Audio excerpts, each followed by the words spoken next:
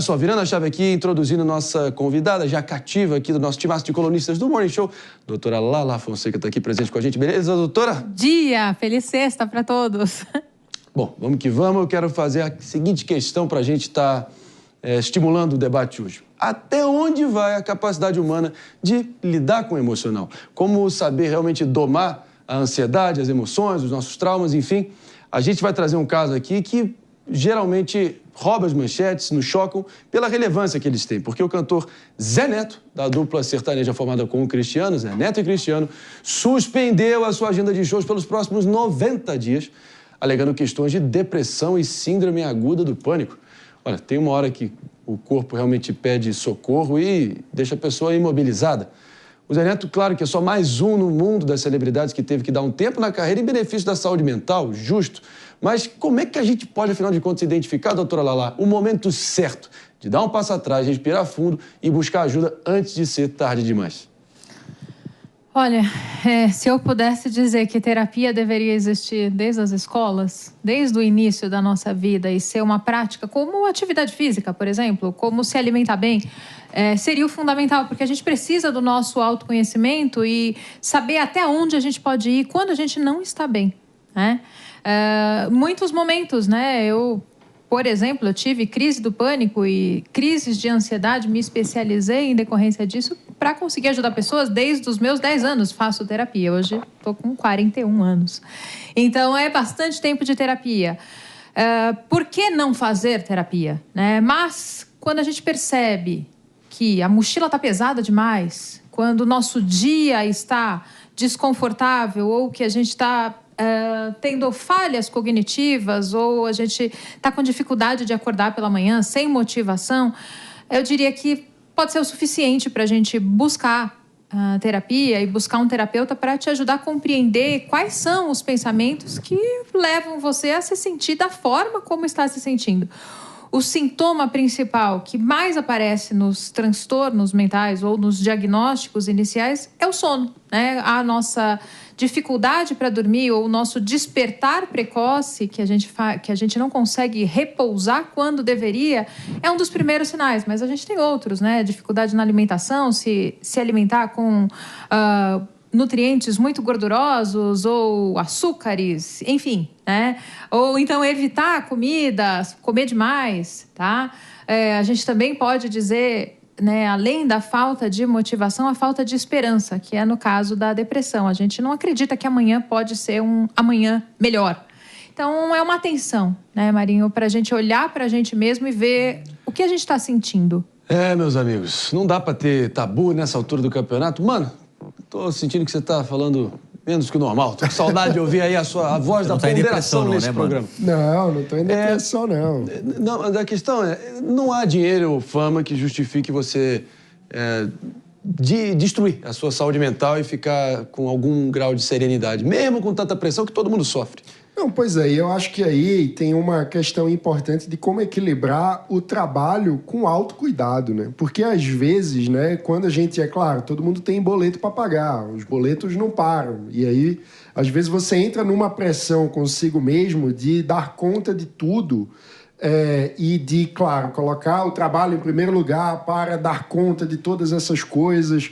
A família precisa, enfim, muitas vezes a gente acaba se impondo uma autocobrança a respeito do trabalho, da produção, da produtividade, de trazer dinheiro para pagar as contas e deixa de lado o cuidado com a própria saúde mental. E muitas vezes acaba só parando para prestar atenção nisso quando o corpo lhe obriga a parar. E claro que isso não é a forma mais saudável, ou seja, é importante ter uma forma de equilibrar o quanto que a dedicação ao trabalho e as necessidades do dia a dia conseguem ter um equilíbrio com o autocuidado, com a capacidade de parar e pensar que, bom, tirar folga também é parte importante para que o trabalho possa acontecer. Claro. Tem gente que se sente culpada quando descansa. E isso é algo muito grave, porque quer dizer que a própria cabeça não permite o descanso. E aí não tem ser humano que aguente, né? Tem Isso uma Desculpa. Não, sim, fica à vontade. É que tem uma paciente minha que fala exatamente isso. Eu prefiro passar o dia inteiro na frente do computador procrastinando do que pegar e parar 15, 20 minutos, sentar na frente do sofá e assistir alguma coisa para descansar, porque eu me sinto extremamente culpada em parar. O que talvez não deveria ser dessa forma, porque uma das formas da gente prevenir o burnout e prevenir transtornos mentais é a gente ter um lazer, é a gente ter prazer, a gente vivenciar algo divertido. Não é só dormir. Eu tô cansada, eu vou dormir. Não é bem isso. O cansaço mental se descansa fazendo algo de bom para a nossa vida. Doutora Lala, para um enfoque aqui na questão psicológica também, Zé Neto Cristiano... Eu tenho uma pergunta para fazer para a doutora Lala. À la vontade. Porque eu acabei falando das pessoas que têm muito boleto para pagar, ficaram com aquela pressão do trabalho, mas quando a gente pensa nas celebridades, geralmente não é boleto para pagar que está levando a pessoa a ficar numa ânsia de trabalho, né? Muitas vezes, enfim, as pessoas estão com a vida financeira razoavelmente bem resolvida e mesmo assim se autoimpõem uma condição. Então, dinheiro não é tudo, né? A minha pergunta é como isso se transforma na mente? Ou seja, até que ponto de fato a necessidade que se impõe, até que ponto as pessoas se impõem uma necessidade e, com isso, não conseguem cuidar da saúde mental. Doutora Lala. É exatamente por esse motivo que a gente precisa de terapia, né? Porque é a gente que se coloca essa exigência. No fato das celebridades, muitas vezes, assim, eu preciso dar conta, eu preciso corresponder, será que eu não estou com excesso de shows? Pergunta aqui, será que existe álcool envolvido? Será que existem drogas envolvidas? Porque tudo isso também provoca um grande efeito de angústia e um efeito rebote no quadro de depressão, de ansiedade, enfim. Uma depressão não curada, na próxima vez ela vai voltar e quando ela vai voltar mais acentuada. Então, é uma atenção. Se você já passa pelo processo de depressão e você ainda não teve alta, porque a alta vem depois de 1 ano de tratamento, não é para você abandonar os remédios e abandonar o tratamento, porque estou me sentindo bem hoje.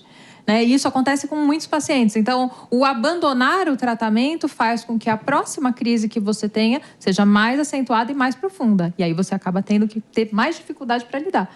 Então, sim, a dificuldade, o quanto que a gente mesmo coloca para a gente, o que a gente deve fazer, e não necessariamente por uma questão financeira. Muito bem colocado, como sempre, mas aqui ao meu lado, o Fabrício Neto, que levantou o dedo, pediu a palavra e é dele. Fica à vontade. Doutora, bom dia, primeiramente, né? O Zé Neto Cristiano trata-se de uma dupla sertanejo universitário. Geralmente as músicas falam muito de festa, de bebida, esse tipo de coisa. Isso pode acabar, de repente, pesando um pouco para um quadro de depressão? Não tô dizendo que ele tem que fazer só música triste aqui e tal, ficar deitado na cama. Mas, de repente, não refletir a realidade que a pessoa está cantando ou pesar de alguma forma, assim, ter um impacto meio paradoxal, negativo. Né? Só paradoxal, exatamente. Justamente, fica ali cantando sobre um monte de coisa que, em teoria, é alegre, mas na vida pessoal a situação é diferente. Isso pode ter um peso? Então, e aí que começa a ter um grande conflito, né? Quando a gente precisa passar uma imagem, ou ser um personagem, ou atuar de uma certa maneira, e a gente não está se sentindo adequado com a situação, não está se sentindo exatamente o transparecendo o que a gente está vivenciando, existe um conflito interno. E aí você fala, gente, mas eu estou falando de alegria, eu estou falando de amor, mas eu estou me sentindo completamente sem esperança na vida, não estou me sentindo amado. Então, esse conflito cria uma angústia, um peso. A angústia é uma dor no peito, fisiológica, que a gente acaba sentindo. E aí a gente precisa buscar ajuda exatamente por esse motivo. Como que eu vou lidar, né, com esse conflito? Eu preciso falar de amor, mas eu estou sentindo dor. Olha, doutora, como lidar com uma pessoa depressiva? A gente sabe que eu já tive problemas em casa. Como que a gente lida com a pessoa? É muito difícil, né? Porque quando a gente está lidando com uma pessoa que tem o quadro de depressão, a tendência da nossa vida é a gente ficar deprimido.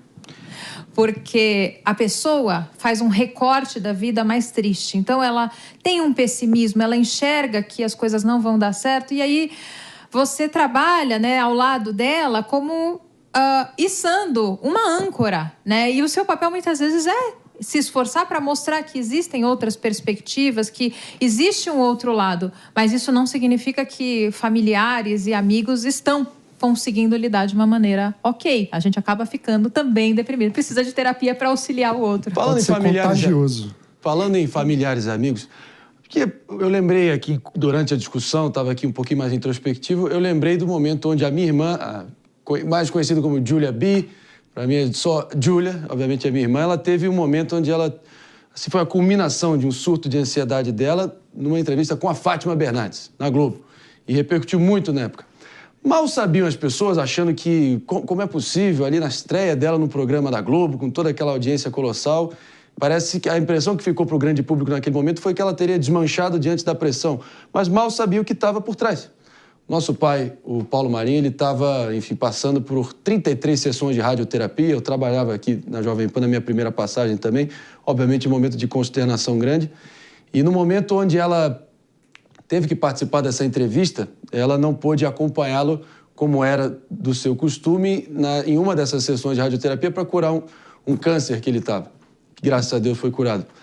E aí ele fez um FaceTime com ela antes dela entrar no ar e estava mostrando a música dela, que os médicos tinham colocado a música dela para tocar durante o procedimento.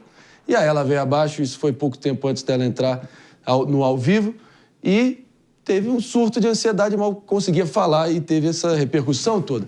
É só para mostrar, meus amigos, que, tipo, antes de saírem crucificando ou tacando pedra ou de alguma forma dizendo que é tudo mimimi ou para pessoas que são mimadas e que já tem tudo ganho, vocês não sabem onde o calo pode apertar, são seres humanos igualmente de carne e osso e tem que ter esse respeito. Concordam? Com certeza. A Júlia, no caso, ela teve uma crise de ansiedade, né? E a crise de ansiedade é o conjunto de todos esses sintomas, mas de uma forma muito brusca, que é, no caso, também o mencionado, né, do sertanejo em relação à síndrome do pânico. Sim. Que aí, no caso da Júlia, ela já tinha uma justificativa, por isso que entra como uma crise, o pai dela. Mas não fez, né? Mas nunca deu publicidade a isso, só sim. Anos depois também, entendeu? Sim, mas o sentimento dela foi um conflito, né? Assim, será que eu deveria estar ali? Olha a importância, qual é a importância da vida e eu aqui, né? O que eu poderia estar fazendo pelo meu pai? Sem dúvida alguma. No momento onde a gente vai aproveitar essa fala muito bem arredondada aqui, a minha querida doutora Lala Fonseca fica aqui com a gente um pouco mais, mas para você que nos acompanhou, sintonizado aqui na Rede Jovem Pan de Rádio Morning Show, volta na segunda-feira para vocês. Estamos juntos. Até segunda. Vamos que vamos. Miriam, gostaria muito de te ouvir também nesses últimos pontos. Algo a declarar? Sim, eu acho que muito a ver com o que tu acabou de contar, Marinho. Às vezes o artista ele tem a necessidade de estar no jogo. Quanto mais ele aparece, mais ele vai ser contratado. E não é só uma pessoa, tem uma equipe por trás. Então, às vezes, existe também a pressão, como, talvez a Scarlett Johansson não precise do dinheiro ela mesma. Mas existem 50 pessoas que dependem dela, porque ela não é só uma pessoa, ela é uma empresa. Então, existe aquela pressão também de outras pessoas que estão no círculo de confiança dela, para empurrar, para continuar participando. E a gente vê até muito o que aconteceu com a Simone Biles, né? Quando ela decidiu fazer uma pausa e não competir nas Olimpíadas passadas, e todo mundo criticou ela na época, não entendendo que ela precisava tirar aqueles 4 anos de folga do foco do público. Então, tem muito disso também, de saber a hora de sair de cena por um tempo e depois tentar recuperar, sabendo que talvez não vá recuperar, né? Que é o caso da maioria dos artistas. Obrigado, Miriam, demais pela sua presença. A gente volta com você semana que vem, minha querida. Sempre presente aqui. Valeu! Um prazer, bom final de semana.